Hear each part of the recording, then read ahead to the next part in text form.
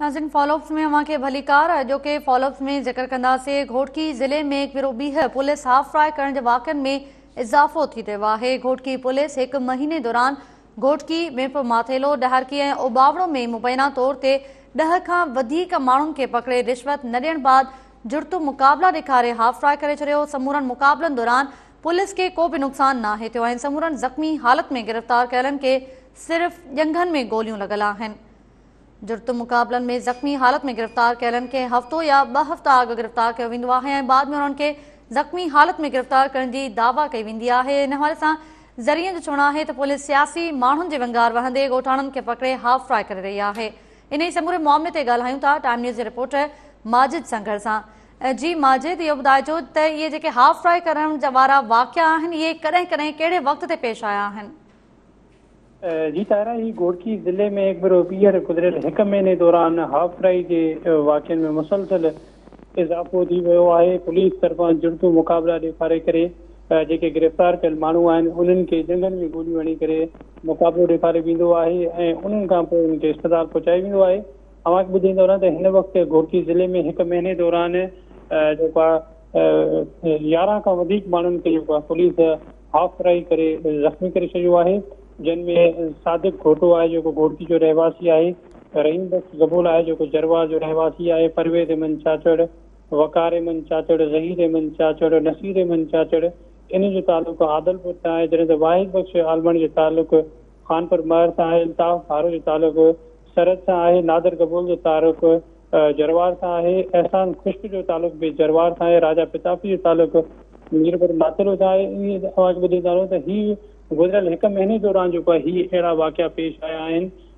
घोटकी ज़िले में हिकु भेरो ॿीहर ॻोठाणनि खे पुलिस पकड़े करे पंहिंजी अदालत लॻाईंदी आहे ऐं हाफ फ्राई करण जे वाक़िअनि में मुसलसल इज़ाफ़ो बि थी रहियो आहे। घोटकी पुलिस तरफ़ां तक़रीबन 1 महीने दौरान घोटकी, मीरपुर माथेलो, डहरकी, उबावड़ो ऐं खानपुर महर मां 11 खां वधीक माण्हुनि खे गिरफ़्तार करे उन्हनि खे रिश्वत न ॾियण खां पोइ जुर्तू मुक़ाबला ॾेखारे करे उन्हनि खे हाफ फ्राई करे वेंदो आहे। जॾहिं त समूरनि मुक़ाबलनि दौरान पुलिस खे को बि नुक़सानु न आहे थियो ऐं समूरनि ज़ख़्मी हालत में गिरफ़्तार कयल माण्हुनि खे सिर्फ़ु ॼंघनि में गोली लॻलियूं आहिनि।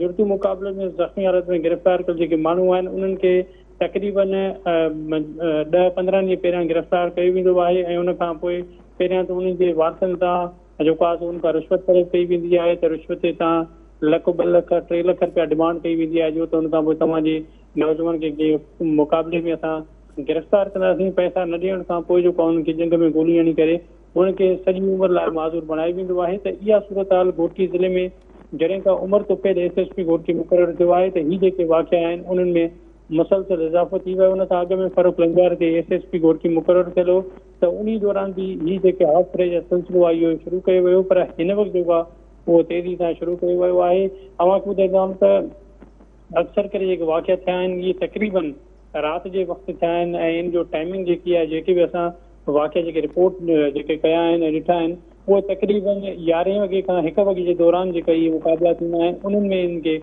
गोलियूं हणी करे ज़ख़्मी कयो वेंदो आहे। ऐं जॾहिं त हिकु ॼणे जेको आहे रहीम बख्श कबोल जेको आहे उनखे घोटकी A सेक्शन थाणे जी पुलिस टुंडो फाटक वटि जेको आहे उनखे मुक़ाबले दौरान ज़ख़्मी कयो, जंहिंखे में गोली लॻी, जंहिंखां पोइ उनजी हालत इंतिहाई गणती जोगी थी वई, जंहिंखे जेको आहे अखर खां पोइ कराची अस्पताल मुंतक़िल कयो वियो जिते उनजी ॼंघ जेकी आहे उहा गोली खां कटी वई हुई त उहो सॼी उमिरि जे लाइ माज़ूर बणिजी वियो आहे। हिन वक़्तु घोटकी ज़िले में पुलिस जेको आहे इहो कारोबार हिकु बणाए छॾियो आहे त जेके बि माण्हू पुलिस गिरफ़्तार करे रही आहे जेको रिश्वत उनखे नथो ॾेई पियो त हुनखे जेको आहे सो ॼंघनि में गोली हणी करे ज़ख़्मी कयो वेंदो आहे। अक्सर करे इहो ई ॾिठो आहे त कुझु अहिड़ा जेके वाक़िया जेके माण्हू जेके ज़ख़्मी थियल आहिनि उनमें उहे बि शामिल आहिनि जेके सियासी बुनियादनि ते पुलिस जेको आहे गिरफ़्तार करण खां पोइ उनखे गोलियूं हणी ज़ख़्मी कयो आहे। त घोटकी ज़िले में ओवरऑल ॻाल्हि कजे त ही जेके वाक़िया आहिनि ॾींहं ॾींहुं वधी रहिया आहिनि, बदअमनी, खुर चोरी जी वारदातुनि में। अच्छा माजिद, इहो ॿुधाइजो जीअं मां ॿुधायो त गुज़िरियल 1 महीने में इहे अहिड़ा जेके हाफ फ्राई वारा वाक़िया आहिनि 11 माण्हुनि खे हाफ फ्राई कयो वियो आहे, इहे वाक़िया वधंदा पिया वञनि, छा इन्हनि वाक़ियनि जी आल सिते का जांच न पई कई वञे? जी बिल्कुलु, हिन वक़्तु ताईं जेके बि 11 माण्हू पुलिस जेके हाफ फ्राई कया आहिनि ही 11 खां वधीक जेके माण्हू आहिनि पुलिस हाफ फ्राई कया आहिनि, पर इन समूरनि मामले जो हिन वक़्तु ताईं आले सतह ते का बि जांच नथी सघी आहे। पुलिस जो इहो चवणु आहे त जेके माण्हू गिरफ़्तार थियल आहिनि इहे मुख़्तलिफ़ केसनि में घुरिबल आहिनि, पर अञा ताईं पुलिस जेको आहे उन्हनि जो रिकॉर्ड जेको नई मीडिया ते आॾो पेश कयो आहे। पर हिकु प्रेस रिलीज़ जारी कई वेंदी आहे त पुलिस खे जेको आहे चोरी फुर पुलिस मुक़ाबले जे केसनि में जेको आहे पुलिस घुरिबल आहिनि। पर जेको आहे जो अञा ताईं पुलिस इन्हनि जो रिकॉर्ड मीडिया ते न ॾेई सघी आहे त केतिरनि केसनि में कहिड़नि केसनि में केतिरनि FIR में घुरिबल आहे, इहो पुलिस अञा ताईं रिकॉर्ड न ॾेई सघी आहे। जॾहिं बि को जुर्तू मुक़ाबला थींदा आहिनि त उनजी हिकु प्रेस रिलीज़ जारी करण खां पोइ मामिलो जेको आहे रफ़ा दफ़ा कयो वेंदो आहे। त हिन वक़्तु ताईं हिन मामले जी का बि हालत ताईं जांच न थी सघी आहे। ऐं हीअ जे ग़रीब आहिनि, ग़रीब आहिनि उहे पुलिस जे आफ़राई जे ख़ौफ़ खां उहो जेके बि पुलिस गिरफ़्तार कंदी आहे त उनखां पोइ पैसा भरे करे पंहिंजी जान हाजी कराईंदा आहिनि। हुनजे जॾहिं त इन वारे सां कुझु ज़ख़्मी आहिनि उनजे वारसनि सां बि ॻाल्हि ॿोल थी आहे। उनजो चवणु आहे त पुलिस हुन सां ज़ुल्म करे रही आहे। हुननि जे नौजवान खे पुलिस गिरफ़्तार कंदी आहे ऐं गिरफ़्तार करण खां पोइ जॾहिं हुनखे रिश्वत तलब कई वेंदी आहे, हुन वटि एतिरा ई पैसा न हूंदा आहिनि जो हू रिश्वत ॾेई करे पंहिंजे प्यारनि खे जेको आहे उहो जेको आहे छॾाइनि। इन खां अॻु में बि जेको आहे सो पुलिस जेको आहे A सेक्शन घोटकी थाणे जी पुलिस सरहद पुलिस जेको आहे हिकु जुर्तू मुक़ाबिलो ॾेखारियो। हुन मुक़ाबले में दौरान हिकु ॼणे खे पुलिस गोली हणी करे ज़ख़्मी कयो, जंहिंखां पोइ उहो केस जेको आहे उन्हनि भेरी सां जो तालुक़ु आहे उनखे जेको आहे सो पुलिस गिरफ़्तार ज़ख़्मी कयो। बुटो भेरी आहे जंहिंजो नालो आहे, उनखे पुलिस ज़ख़्मी कयो। उन्हनि अहिड़ी पिटीशन अदालत में दाख़िल कई पर उहो केस जेको आहे केस हलंदड़ आहे। अञा ताईं मुंहिंजो फ़ैसिलो न थी सघियो आहे त पुलिस रिश्वत सां गॾोगॾु सियासी वंगार बि जेको आहे उहा वही रही आहे। जी अच्छा माजिद, इहो ॿुधाइजो जेके इन्हनि ही जेके हाफ़राई जा वाक़िया पेश अचनि पिया, जेके इन्हनि वाक़ियनि में ज़ख़्मी थिया आहिनि, उन्हनि ज़ख़्मी थियलनि जे वारसनि जो इन हवाले सां छा चवणु आहे? छा वाक़ई उहे के केसिस में घुरिबल हुआ जिन खे हाफ़राई कयो वियो? जी ताहिरा, ही जेके ज़ख़्मी थियल आहिनि इन जे वारसनि सां ॻाल्हि ॿोल थी आहे त उन्हनि जो इहो चवणु आहे त ही जेके हुनजे नौजवान खे पुलिस जेको आहे ज़ख़्मी करे रही आहे त पुलिस पंहिंजी बिरादरी में झेड़ा हलंदड़ जेके आहिनि उन्हनि जा केस जे मथां दाख़िल थियल आहिनि। ऐं उन खां पोइ पुलिस जॾहिं मुक़ाबिलो कंदी आहे त उन दौरान हिकु पुलिस मुक़ाबिलो या उनजो केस बि दाख़िल कंदी आहे त अक्सर करे असां ॾिठा आहिनि त उन्हनि मां हिक खां ॿ जेके आहिनि केस बिरादरी जा जेके पाण में झेड़े जा केस हूंदा आहिनि उहे दाख़िल कंदी आहे। पर पुलिस गिरफ़्तार करण खां पोइ उन्हनि खे इहो भउ ॾींदी आहे त रिश्वत जो न त ॿी सूरत में अव्हां जे नौजवान खे हिकु मुक़ाबिलो ॾेखारे करे उनखे हाफ़राई कयो वेंदो। त अक्सर करे हीअ त सिर्फ़ु 11 खां वधीक जेके माण्हू आहिनि जेके हाफ़राई हिकु महीने दौरान कयो वियो आहे। पर अहिड़ा केतिरा ई माण्हू आहिनि जेके पुलिस रिश्वत वठी करे उनखे आज़ादु करे रही आहे। त वारसनि जो इहो चवणु आहे त पुलिस हुन सां सरासर नाइंसाफ़ी करे रही आहे। इन मामले जी आले सतह ते हिकु जांच थियणु घुरिजे त जीअं हुन सां इंसाफ़ थी सघे। जी त माजिद, इहो बि ॿुधाइजो जीअं मां ॿुधायो त वारसनि जो चवणु आहे त पुलिस उन्हनि जा जेके बिरादरी जा जेके उन्हनि ते मुख़्तलिफ़ केसिस बि दाख़िल थियल आहिनि त उहे जेके केस आहिनि उहे ॼणा उन्हनि खे हाफ़राई करे पई। त वारसनि पारां आला सतही जांच जे हवाले सां का उन्हनि सां आला इख़्तियारनि सां राब्तो कयो वियो आहे, उन्हनि सां का ॻाल्हि ॿोल थी आहे वारसनि जी? जी ताहिरा, इन हवाले सां जेके ज़ख़्मी आहिनि, ज़ख़्मी जा जेके वारिस आहिनि उन्हनि जो इहो चवणु आहे त हू लोकल सतह ते रहनि पिया। जॾहिं बि पुलिस जे ख़िलाफ़ हू आवाज़ उथारनि था या हू अदालत में वञनि था या हू SSP वटि वञनि था त उन्हनि खे प्रेशर विधो वेंदो आहे, उनजी रस्ता रोक कई वेंदी आहे, उन्हनि जे जेके उन्हनि खे कूड़नि केसनि में फासाइण जी धमकी ॾिनी वेंदी आहे। त माण्हुनि खे अहिड़ो पुलिस हिते घोटकी ज़िले में ख़ौफ़ज़दा करे छॾियो आहे जो हू अदालतुनि ताईं बि नथा पहुची सघनि। ऐं हुनजो चवणु आहे त हुननि बार बार अहिड़ी लिखत में DIG ऐं IG सिंध ॾे बि अहिड़ियूं दरख़्वास्त ॾिनियूं आहिनि त पुलिस हुन सां ज़िले में नाइंसाफ़ी करे रही आहे। पर जेको आहे उनजो अञा ताईं को बि नोटिस न आहे वरितो वियो। वॾी ॻाल्हि इहा आहे त जेके ज़ख़्मी जेके आहिनि इन जा जेके वारिस जॾहिं SSP घोटकी जे ऑफिस में वञनि था उन सां मुलाक़ात करण जे लाइ त इतां पुलिस खे जॾहिं ख़बर पए थी त उन्हनि खे मुख़्तलिफ़ तरीक़े सां रोके करे उन्हनि खे दड़का दामान ऐं कूड़नि केसनि में फासाइण जूं वधीक धमकियूं ॾेई करे उन्हनि खे या त उतो वापसि मोटाए वेंदो आहे या त उनजी SSP ऑफिस घोटकी में SSP सां उनजी मुलाक़ात न कराई वेंदी आहे। माण्हुनि जो बि चवणु आहे त SSP सां हू पर्सनल नंबर ते मोबाइल नंबर ते कॉल करे उनखे सॼी हक़ीक़त सां आगाह बि कनि था। पर उनजे बावजूद बि को बि खड़तेल न निकिरी सघियो आहे। उन्हनि जो चवणु आहे त जॾहिं बि का शिकायत खणी असां वेंदा आहियूं त पुलिस जेको आहे उन्हनि खे कूड़नि पैसनि में फासाइण खां धमकी ॾेई करे उनखे वरी रासां करे घरनि में बंदि रखंदी आहे। जी ठीकु आहे, महिरबानी अव्हांजी माजिद संघड़। अव्हां तफ़सीलनि इन मामले जे हवाले सां आगाह कयो। घोटकी ज़िलो जिते हिकु भेरो ॿीहर पुलिस हाफ़राई करण जे वाक़िअनि में इज़ाफ़ो थी रहियो आहे ऐं घोटकी पुलिस में हिकु महीने दौरान घोटकी मिर्फ माथेलो ॾहरकी ऐं उॿावड़ो में मुबैना तौर ते 11 खां वधीक माण्हुनि खे पकिड़े रिश्वत न ॾियण बाबति जुर्त मुक़ाबला ॾेखारे हाफ़राई करे छॾियो आहे ऐं समूरनि मुक़ाबलनि दौरान पुलिस खे को बि नुक़सानु न आहे थियो ऐं समूरनि ज़ख़्मी हालत में गिरफ़्तार कयलनि खे सिर्फ़ ॼंघनि में गोलियूं लॻल आहिनि। इन्हनि जुर्त मुक़ाबलनि में ज़ख़्मी हालत में गिरफ़्तार कयलनि खे हफ़्तो या 2 हफ़्ता अॻु गिरफ़्तार कयो वेंदो आहे ऐं बाद में उन्हनि खे ज़ख़्मी हालत में गिरफ़्तार करण जी दावा कई वेंदी आहे।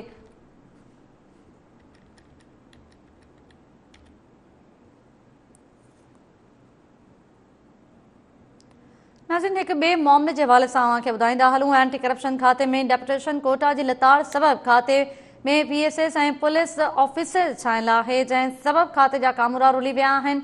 50% कोटा हूंदे डिप्टी डायरेक्टर के 12 मां 7 पोस्टन ते पुलिस ऐं PSS केडर जा कामूरा वेठल आहिनि, जैं सबब खाते के कामूरनि जूं तरक्कियूं मुक़ररियूं मुतासिर थी रहियूं आहिनि।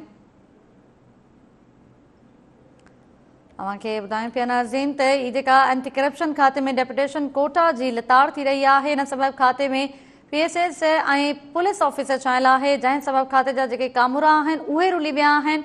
50% कोटा हूंदे डिप्टी डायरेक्टर जी 12 मां 7 पोस्टुनि ते पुलिस ऐं PSS केडर जा कामूरा वेठल आहिनि, जंहिं सबब खाते जे कामूरनि जूं तरक्कियूं मुक़ररियूं मुतासिर थी रहियूं आहिनि। इन मामले ते ॻाल्हायूं था कराची मां टाइम न्यूज़ जे रिपोर्टर शाहिद मीरानी सां। जी शाहिद मीरानी, ॿुधाइजो एंटी करप्शन खाते में कोटा ते अमल कॾहिं खां अमल न थी रहियो आहे ऐं इन जो कारण कहिड़ो आहे आख़िर? जी बिल्कुलु ताहिरा, जेको एंटी करप्शन वारो खातो आहे उनमें 50% ताईं जेको आहे उहो डेपुटेशन जी कोटा जेको आहे मुख़्तस थियल आहे ऐं 50% जेके इंतज़ामी पोस्टूं आहिनि उन ते एंटी करप्शन खाते जा ई जेके कामूरा आहिनि उन्हनि खे मुक़ररु कयो वेंदो आहे या कोटा जेको आहे उहा लागू थियल आहे। जेकी 50% डेपुटेशन वारी कोटा आहे उनमें PSS ग्रुप जा जेके ऑफिसर आहिनि या तो हुननि खे मुक़ररु कयो वेंदो आहे ऐं उन सां गॾोगॾु पुलिस जो भी उनमें हिस्सेदारी है। मतलब मजमूई तौर पे PSS ग्रुप ऐं पुलिस जी जेका आहे मजमूई तौर ते 50% कोटा है ऐं 50% जेको इंतज़ामी पोस्टुनि वारी जेकी कोटा आहे उन ते एंटी करप्शन खाते जा जेके ऑफिसर आहिनि हुननि खे ई मुक़ररु कयो वेंदो आहे। पर हाणे कुझु अरसे खां वठी जेको आहे एंटी करप्शन खाते जे जेके ऑफिसरनि जी 50% ताईं कोटा आहे उन कोटा ते बि अमल न पियो थिए, छाकाणि त जेके घणे भाङे जेके डिप्टी डायरेक्टर वारी जेके पोस्टूं आहिनि उन्हनि ते PSS ग्रुप जा ऑफिसर मुक़ररु थियल आहिनि या त उते जेके पुलिस ऑफिसरनि जी जेकी लाबी आहे उहा मज़बूत आहे, स्ट्रॉन्ग थियल आहे, उन्हनि जी मुक़ररियूं जेके आहिनि उहे वधीक थियल आहिनि। हाणे हिन वक़्तु जेको एंटी करप्शन खाते में जेको डिप्टी डायरेक्टर हेडक्वार्टर आहे या अहम हिकिड़ी पोस्ट आहे डायरेक्टोरेट में, उनमें जेको आहे सो खादिम राजपर आहे उनखे विहारियो वियो आहे। इहो PSS ग्रुप जो ऑफिसर आहे। अहिड़ी तरह ॿियूं बि काफ़ी अहिड़ियूं पोस्टूं आहिनि जीअं सखल ज़ोन आहे एंटी करप्शन जो, उनमें बि डिप्टी डायरेक्टर जेको मुक़ररु थियल आहे उहो पुलिस वारो कोटा में मुक़ररु थियल आहे, मुनीर फोड़ो। अहिड़ी तरह साउथ ज़िले में बि डिप्टी डायरेक्टर तारिक चांडो मुक़ररु थियल आहे। ईस्ट ज़िले में डिप्टी डायरेक्टर जेको मुक़ररु थियल आहे उहो लाल बिनो मंगी आहे ऐं हैदराबाद में जेको मुक़ररु थियल डिप्टी डायरेक्टर आहे उनजो बि वास्तो एंटी करप्शन सां न आहे, हू बि डेपुटेशन ते मुक़ररु थियल आहे इमदाद अली शाह। लाड़काने जो डिप्टी डायरेक्टर सतार भट्टो ऐं वेस्ट में जेको कराची जो ज़िलो आहे वेस्ट उते जेको मुक़ररु थियल डिप्टी डायरेक्टर आहे ज़फरुल्लाह धारे जो, इहो सूबाई वज़ीर एंटी करप्शन इकरामुल्लाह धारे जो भाउ आहे। हाणे मजमूई तौर ते एंटी करप्शन खाते में डिप्टी डायरेक्टरनि जी जेके पोस्टूं आहिनि उहे 12 पोस्टूं आहिनि, पर उन मां जेके 7 पोस्टुनि ते जेको हिन वक़्तु जेके माण्हू वेठल आहिनि ऑफिसर उन्हनि जो तालुक़ु जेको आहे उहो डेपुटेशन सां आहे ऐं बाक़ी 5 जेके सीटूं बचनि थियूं डिप्टी डायरेक्टरनि जूं उन्हनि ते जेको आहे सो एंटी करप्शन खाते जा ऑफिसर वेठल आहिनि। हाणे हिन वक़्तु एंटी करप्शन खाते में वक़्तु जेको आहे टोटल 6 डिप्टी सेक्रेटरी मौजूदु आहिनि, डिप्टी डायरेक्टर मौजूदु आहिनि। उन 6 डिप्टी डायरेक्टरनि मां बि हिकिड़ो जेको डिप्टी डायरेक्टर आहे नूरुल्लाह शेख उनखे पोस्टिंग जे इंतज़ार में विहारियो वियो आहे। अहिड़ी तरह बाक़ी जेके कुझु हिकु एडिशनल डायरेक्टर आहे रफ़ीक मेमन, उनखे बि एडिशनल डायरेक्टर वारी पोस्ट ते जेको आहे साइड लाइन कयो वियो आहे, उहो साइड पोस्ट आहे इहा डायरेक्टोरेट में। इन खां अलावा रज़ाक रायपुट आहे उनखे बि डिप्टी डायरेक्टर 1 जी जेको आहे उहा साइड पोस्ट ॾिनी वई आहे, इहा बि डायरेक्टोरेट में जेको आहे इहा पोस्ट आहे इहा उनखे बि उते पासीरो विहारियो वियो आहे। हाणे हिन वक़्तु जेकी मजमूई तौर ते थियणु हीअं खपे हा त जेके 12 जेके पोस्टूं आहिनि डिप्टी डायरेक्टरनि जूं उन्हनि मां 6 जेके डिप्टी डायरेक्टर आहिनि उहे डेपुटेशन वारा रखणा आहिनि ऐं जेके 6 डिप्टी डायरेक्टर आहिनि उहे जेको आहे एंटी करप्शन खाते जा रखणा आहिनि। पर हिते हीअं न पियो थिए, छाकाणि त जेके टे जेके आहिनि उहे ज़ोननि में जेके डिप्टी डायरेक्टर उन्हनि जा एंटी करप्शन लॻल आहिनि ऐं ॿ जेके डिप्टी डायरेक्टर मुक़ररु थियल आहिनि उहे डायरेक्टोरेट में थियल आहिनि ऐं हिकिड़ो जेको डिप्टी डायरेक्टर जेको एंटी करप्शन खाते जो आहे नूरुल्ला शेख हुनखे पोस्टिंग जे इंतज़ार में विहारियो वियो आहे। हाणे इहो सिलसिलो को अॼु कल्ह खां शुरू न आहे थियो, इहो वरहनि खां वठी एंटी करप्शन खाते में ईअं थिए पियो त जेकी डेप्यूटेशन वारी कोटा आहे उहा मुक़ररु कोटा खां वधीक जेको आहे उहो PSS ग्रुप जा ऑफिसर या पुलिस खाते जा ऑफिसर जेके आहिनि उहे उन पोस्टुनि ते क़ाबिज़ रहनि था, मुक़ररु थियल रहनि था।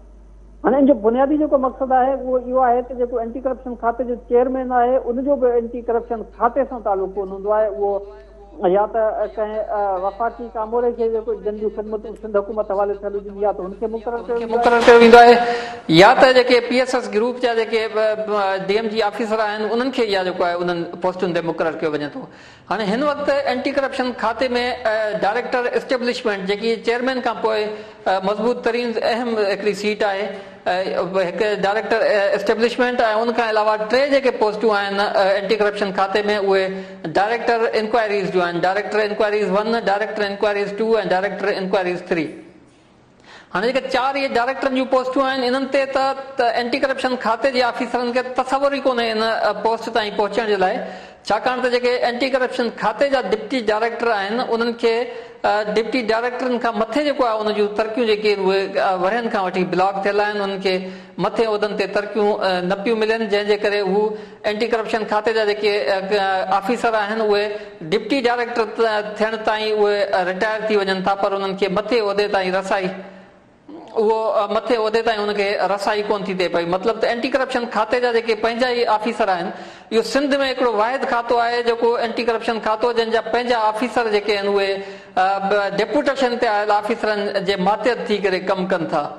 हाणे थियण हीअं खपंदो हो त जीअं डिप्टी डायरेक्टरनि वारी जेके सर्कल ऑफिसर आहिनि या असिस्टेंट डायरेक्टर आहिनि जेके एंटी करप्शन जा, जीअं हुननि में डेप्यूटेशन वारी जेकी कोटा मुख़्तस थियल आहे उन्हनि में भाङे भाईवारी आहे 50-50% ताईं एंटी करप्शन खाते जी ऐं PSS ऐं पुलिस खाते जी गॾियल तौर ते, त जेके डेप्टी डायरेक्टर वारी जेके पोस्टूं आहिनि उन्हनि ते बि ईअं थियणु खपे। शाहिद मीरानी असां सां लाइन ते मौजूदु रहिजो, इन मामले ते ॻाल्हायूं था। असां सां हिन वक़्तु टेलीफोन लाइन ते मौजूदु आहिनि एंटी करप्शन जा अॻूणा रिटायर्ड SSP हिम्मत चांडियो साहब।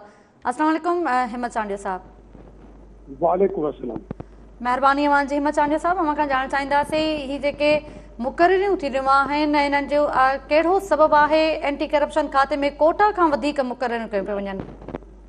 शायदि हर खाते में या हर एस्टेब्लिशमेंट एंटी करप्शन एस्टेब्लिशमेंट में गवर्न थियो AC रूल्स मुताबिक़ ऐं anti corruption establishment employees rules उनमें डेप्यूटेशन जी हिकिड़ी कोटा मुक़ररु कई वई बाय वे ऑफ सब लॉ, कानून ठाहियो वियो त उनमें हेतिरा इंजीनियरिंग डिपार्टमेंट खां वठिबा उहे एक्सपर्ट्स हूंदा ऐं इन्वेस्टिगेटर्स जेके आहिनि, कुझु पुलिस ऑफिसर्स पुलिस डिपार्टमेंट खां वठिबा उहे हेतिरा हूंदा। बाद में इन्हनि हिकिड़ी वरी इन रूल्स खे without sanction of the competent authority change कयो वियो, जंहिंमें हिननि एंटी करप्शन जी रेशो डिपार्टमेंट जो घटि करे छॾियो। ॿिया ॿाहिरियां माण्हू ईअं खणी चइजे रेवेन्यू डिपार्टमेंट थी वई या सेक्शन ऑफिसर्स थी विया, उन्हनि जी कोटा ॿेहरनि करे छॾियो। त जेको ओरिजिनल एंटी करप्शन जो माण्हू हुयो या जेको ASI भर्ती थियो 20 सालनि खां पोइ उहो इंस्पेक्टर थियो ऐं पोइ असिस्टेंट डायरेक्टर थियो, पोइ डिप्टी डायरेक्टर थियो, माना हिकिड़े अरिड़हनि 19 सालनि जी नौकिरी करण खां पोइ जॾहिं हू डिप्टी डायरेक्टर थी वियो त उनजो फर्दर प्रमोशन ब्लॉक थी वियो। हेलो जी हिम्मत चांडियो साहब। हाँ, उनजो ब्लॉक थी वियो। हाणे उन ते कुझु कामरा कोर्टनि में विया, कोर्ट सगोरी इहो ॾिनो त भई का बि आइसोलेटेड पोस्ट न हुजे, माना डिप्टी डायरेक्टर जी जेका पोस्ट आहे उहा आइसोलेट तव्हां न कयो, आइसोलेटेड पोस्ट आहे। इहो 2016 में हिकिड़ो इन राइटिंग वर्दी चीफ सेक्रेटरी उन वक़्त जे डिप्टी एंटी करप्शन खे लिखियो बाबा इहा आइसोलेटेड पोस्ट आहे, इन जा असांखे पर्टिकुलर्स ॾियो। पोइ कमु करणु फ़ाइदे वारो कमु त न थींदो न, छो जो हिकिड़ो रेफरेंस हुयो त हिन वक़्तु जेके डिप्टी डायरेक्टर वेठा आहिनि अहिड़ा डिप्टी डायरेक्टर रिटायर करिया वीचारा, असिस्टेंट डायरेक्टर 20 साल हिकु उहिदे ते रही करे उहे रिटायर करे विया। उन्हनि खे हिन महिल पोस्टिंग ॾिसो त 3 डिप्टी डायरेक्टर जेके आहिनि मुंहिंजे ख़्याल में 3 डिप्टी डायरेक्टर इन वक्त एंटी करप्शन जा डिप्टी डायरेक्टर, बाक़ी सब कंहिं खातनि जा। वॾी ॻाल्हि त इहा आहे मूंखे हिकिड़ो असिस्टेंट डायरेक्टर एग्जीक्यूटिव जिनकी सुप्रीम कोर्ट पंहिंजी जजमेंट में मना कई आहे त इन्हनि खे इन्वेस्टिगेशन में उहो माण्हू रखबो जेको इन्वेस्टिगेशन सां जंहिंजो वास्तो हूंदो। हिते section officers are being posted as assistant director executive, assistant commissioner जेके आहिनि उहे पोस्ट कजनि था एग्जीक्यूटिव खाते में, या डिप्टी डायरेक्टर बि पोस्ट थिए थो पियो as a chief investigation officer. Deputy director जी माना आहे CRPC तहत त चीफ इन्वेस्टिगेशन ऑफिसर। बाबा डिप्टी कमिश्नर साहब चीफ इन्वेस्टिगेशन ऑफिसर काॾों थी आया? सिधो सो जेको आहे हिकिड़ी बेचैनी आहे ऐं हिकिड़ो डिस्क्रिमिनेशन आहे डिपार्टमेंट वारनि जे लाइ, उन्हनि जूं उमिरियूं वधी वयूं। हाणे हिकिड़ा अहिड़ा डिप्टी डायरेक्टर आहिनि, वरी सर्विस ट्रिब्यूनल में हिकिड़ो असांजो डिप्टी डायरेक्टर दोस्त हो जॾहिं मुंहिंजी हयामकारी में उहो सर्विस ट्रिब्यूनल में वियो। सर्विस ट्रिब्यूनल गवर्नमेंट खे हुकुम कयो त बाबा कोटा ते अमल कयो। जॾहिं तव्हां 50% कोटा मुक़ररु कई आहे, वरी अमेंड करे 60% तव्हां कोटा मुक़ररु कया त कोटा ते अमल त कयो न, हुननि खे प्रमोशन त ॾियो न। साईं जीअं चयो त डायरेक्टर इंक्वायरीज़ 1, 2, 3 या ॿियो डायरेक्टर 5-7 पोस्टूं वठियूं। हाणे हिकिड़े डिप्टी सेक्रेटरी हिकिड़ो साईं आयो, चाचर साहब, मां हुनजो नालो खणंदुमि, उन बाक़ाइदे इन राइटिंग सबमिशन नोट ॾिनो त बाबा 1/3 त हिननि खे ॾियो भला, नथा ॾियो त भला हिनखे 1/3 त प्रोमोट कयो। आइसोलेटेड पोस्ट आहे पर हर डिपार्टमेंट में, either in police department, either in anti corruption department. जेको बाबू कल्चर अथव उहो तमामु मज़बूत आहे। बाबू कल्चर इहे 7 सालनि जी समरियूं या जेके पंहिंजूं ॻाल्हियूं आहिनि उहे चुप करे थो छॾे। ॿुधो साईं। अच्छा हिम्मत चांडियो साहब, इहो ॿुधाइजो त ही जेका एंटी करप्शन खाते में कोटा ते अमल बि न पियो थिए, ऐं इहो ॿुधाइजो आख़िर हुकूमत खे इन ॻाल्हि जी ज़रूरत छो थी पवे ऐं अव्हां जी नज़र में इन जो हल कहिड़ो आहे? न, इहो हल इहो आहे त जेको मां तव्हांखे हिकिड़ी ॻाल्हि करे वञा त असांजो सिंध जो चीफ मिनिस्टर हो साईं अब्दुल्ला शाह। साईं अब्दुल्ला शाह रूल्स मुतारिफ़ कराया। मां दावा सां चवां थो भले हिते माण्हू अचे, साईं अब्दुल्ला शाह एॾा कॉम्पिटेंट एंटी करप्शन जा रूल्स ॾिना आहिनि, जेकॾहिं असां उन रूल्स खे लेटर एंड स्पिरिट आणियूं त नेब खां वधीक मज़बूत ला ही असांजी एंटी करप्शन अथव।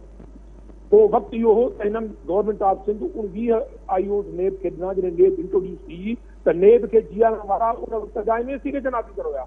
एंटी करप्शन में स्किल आहे तमामु वॾा, जेके भाई अंधा IO आणींदव, हिकिड़े ॾींहुं तव्हां डिप्यूटेशन ते हुनखे खणी आयो, हुनखे ख़बर ई कोन्हे वीचारे खे, हुनखे तव्हां सर्कल ऑफिसर रखी छॾियो, असिस्टेंट डायरेक्टर एग्जीक्यूटिव रखी छॾियो, या को सेक्शन ऑफिसर एडमिन आहे हुते 17 साल हुन सेक्शन ऑफिसर ई कई आहे, हुनखे तव्हां इन्वेस्टिगेशन रखी छॾियो, हुनखे कहिड़ी ख़बर?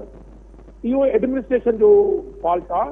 ऐं जेको मुक़ररियूं ऐं बदिलियूं था घटि में घटि जेके एंटी करप्शन में रखो था, एंटी करप्शन शेड्यूल ऑफेंसिस आहिनि, हिन जी वक्री टाइप जी इन्वेस्टिगेशन आहे। इन जे करे कन्वेशन कोन थी थिए पई ऐं कम बि जेको आहे पटड़ी सां लही थो वञे। सही ॻाल्हि इहा आहे। ऐं डिस्क्रिमिनेशन आहे, जॾहिं हिनखे प्रोमोशन न ॾींदव, कोर्टूं चवनि थियूं त का बि पोस्ट आइसोलेटेड न कयो। डिप्टी डायरेक्टरों को आहे कोन, असिस्टेंट डायरेक्टरनि खे 10-10 साल थी विया आहिनि, पोस्टिंग कान्हे का।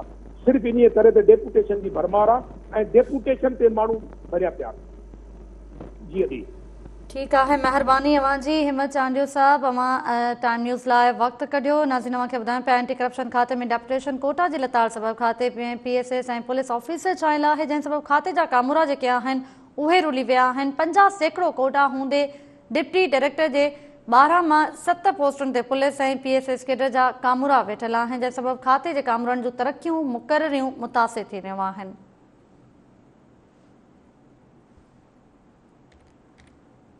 तव्हांखे ॿुधाइनि पिया एंटी करप्शन खाते में जेका डेपुटेशन कोटा जी लताड़ थी रही आहे, इन सबबि खाते में पुलिस ऑफिसर जा जेके अहलकार आहिनि उहे छायल आहिनि, जंहिं सबबि खाते जा कामूरा रुली विया आहिनि। नाज़रीन, अॼोके फॉलोअप में फ़िलहाल एतिरो ई। अवां ॾिसंदा रहो टाइम न्यूज़।